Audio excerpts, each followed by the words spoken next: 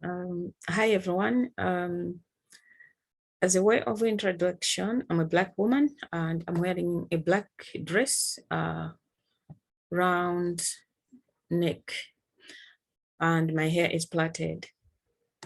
I was supposed to read this poem live at a festival in Hastings as part of Refugee Week 2022, but due to train strikes, which I support, I'm not able to travel.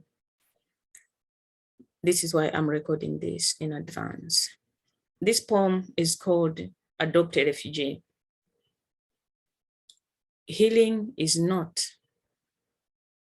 only for refugees. We all hurt. Some things have shaped our lives and made us into fearful, unhappy individuals.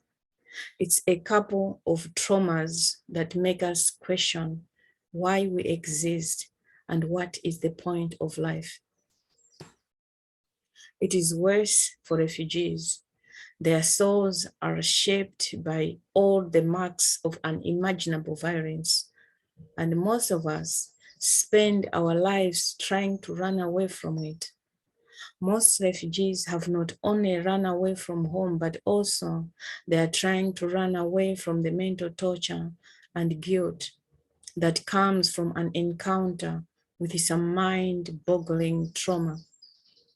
I read on internet about Andriy, a 15-year-old Ukrainian boy who said, I saw my mother burn alive from a landmine. He also saw the driver of the car he was in die. He saw his sister die with the blood coming from his ear. Andriy crawled away. He dreams of them every night, but also sees them crying and screaming even as he sits on the dining table. He can't sleep because these images are too bright at night, and the fires that killed them even warms his skin, and he wakes up in a sweat every night.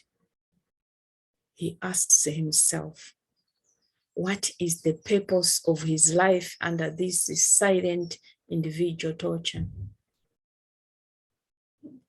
Having listened and talked to many of my friends, I have realized that there is another way. Healing will come from the afflicted talking and the compassionate listening. As human beings, we are social animals and we thrive where we feel accepted and acknowledged.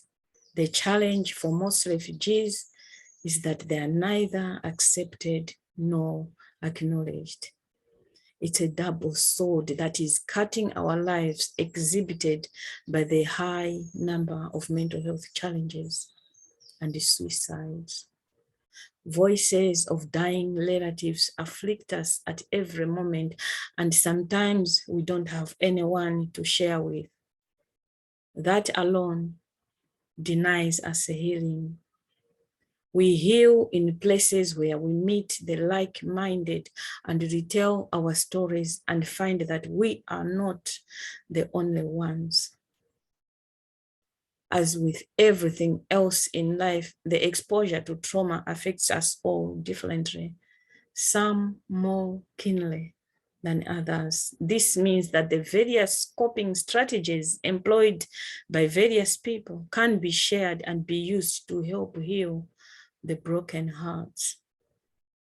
I propose a program called Adopt a Refugee, where ordinary people get the telephone number of a refugee and call every once in a while to ask how the refugee person is doing. Not to give money, but to give hope, and let the refugee know that out of all these billions, at least one person cares. Thank you.